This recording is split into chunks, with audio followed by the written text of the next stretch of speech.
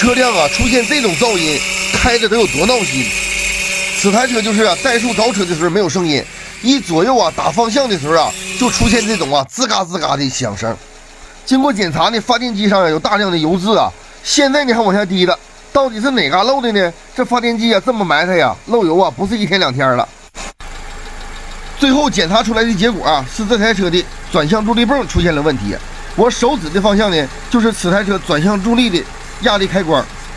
现在呢，我用手一动啊，这助力泵啊明显就有反应了，嗡嗡的，而且呢还有伴有漏油的现象。经车主描述啊，转向助力油啊一直都缺，都1年多了，一直啊都是往里补的。说之前呢在别的地方询问过，说这个转向助力泵上面这个压力开关啊没有单卖的，要换呢得换这个转向助力泵的总成。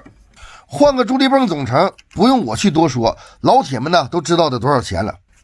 首先呢，对于这种问题，我的解决方法呢，就是啊，把这个助力泵上这个压力开关给它拆下来，看看究竟是什么毛病导致了它漏油和这个打方向出现了嗡嗡的响声。这个助力泵的压力开关啊，非常的重要，它坏了，助力泵里边啊存不住压力。经过我询问了配件啊，这个压力开关啊确实没有货呀。这个时候呢，我没有放弃，但是车主却放弃了，跟我说呀，不行啊，给我换个新的转向助力泵吧。车主啊就这么跟我说了，我也不听他的。下面呢，我就把这个压力开关啊给它分解开，看看里边呢到底是什么构造。分解压力开关的时候，我发现呢，这前面还垫了一个垫片，这个垫片呢明显呢就是后加里边的。这活干的多多少少呢有点糊弄人了，漏油啊你加铁垫根本都没有用。压力开关啊分解开之后啊，这毛病啊也就出来了。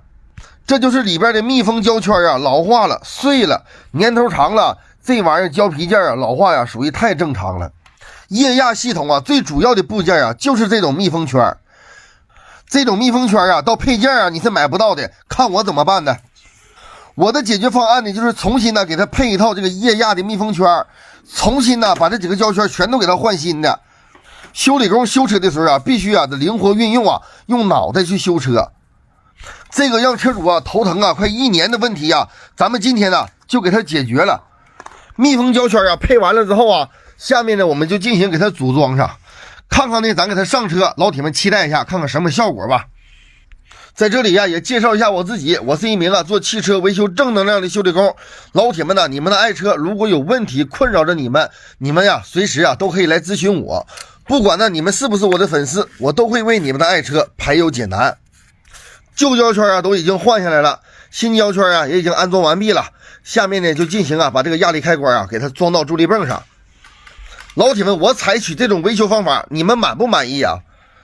每一台车呀必须做到啊以省钱的方式把车修好，也不辜负啊老铁呀找咱一回。像这种原厂品质的配件啊，是千万不要轻易的给它更换下来。如果你后换的配件啊，你钱也多花了，最后呢它也使不住。再说了，这毛病啊也必须得修了。这助力泵总漏油啊，全都漏在这个发电机里边了。你看看这个车漏油啊，得漏的多长时间了，满哪都是油啊，整的油了麻哈的。压力开关啊已经装到车上了，下面的车已经打着了。咱们这回啊左右打一下方向，看看还有没有之前的异响声了。第一点的异响声咱们已经解决了啊，下面的看第二点，就是它这个转向助力泵上这个压力开关，看看还漏不漏油了。看到这里的老铁们，把你们的爱车交给我来维修，你们放心吗？最重要的一步环节，助力泵的压力开关啊也已经不漏油了。